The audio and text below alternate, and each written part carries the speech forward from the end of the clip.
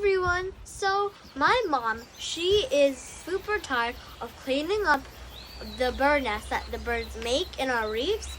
So they say that if you put a fake snake into your reef, the birds will be afraid and they won't make their nest in there anymore. Well, let's take a look if it actually worked.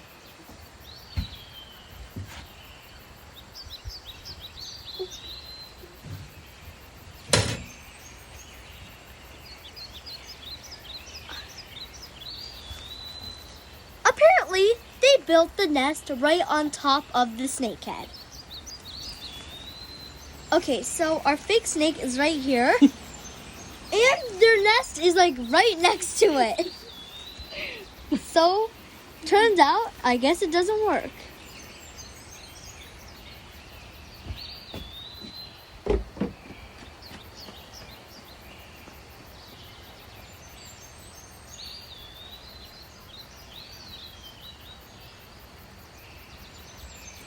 So let's just take out the snake mom so then we can have baby birds.